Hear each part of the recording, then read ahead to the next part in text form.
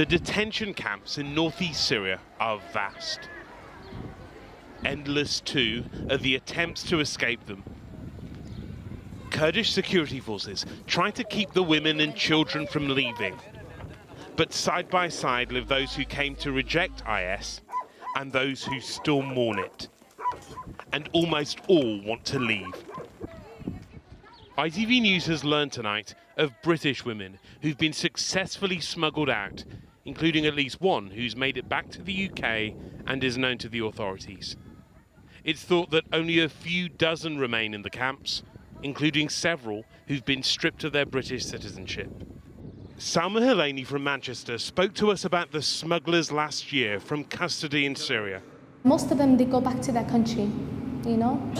At the end of the day, everybody wants to go back home. She and her twin sister Zara tried to use a smuggler to get out.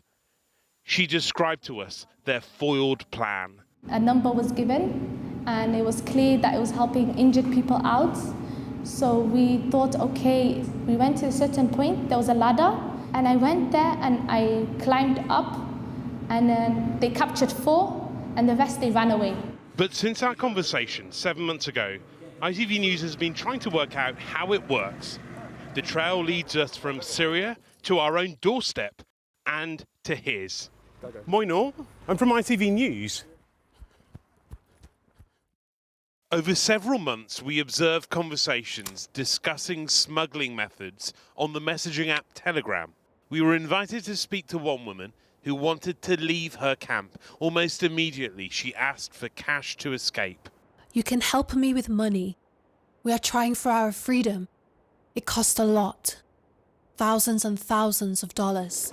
She claimed she was in our whole camp. Then she offered to put us in touch with someone else who could help us to transfer money. She gave him our details, and 9 minutes later, we got a call, then a text, but it was from a British number. Some sister gave me your number.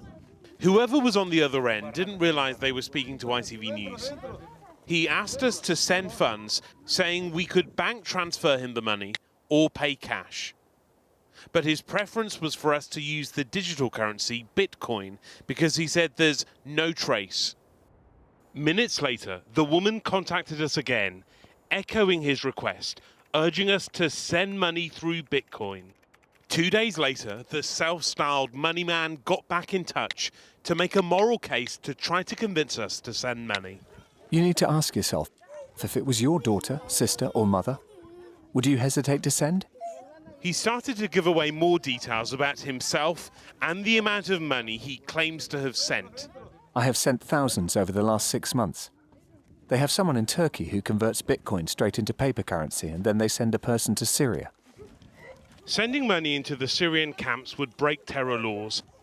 But who was the man talking to us over Telegram, offering to transfer the money, boasting about how much he'd already raised? We traced the phone to a man named Moinor. He runs a business selling phone handsets in East London, where we found him earlier this week. Moinor, I'm from ITV News. Do you want to tell me why you've been sending money to Syria? Moinor, we've got the proof. You told us you sent thousands of pounds to Syria.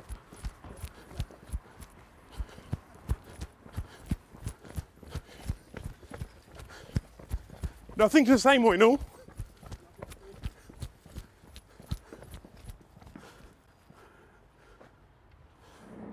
And this is what often happens next. Trucks used to smuggle people out.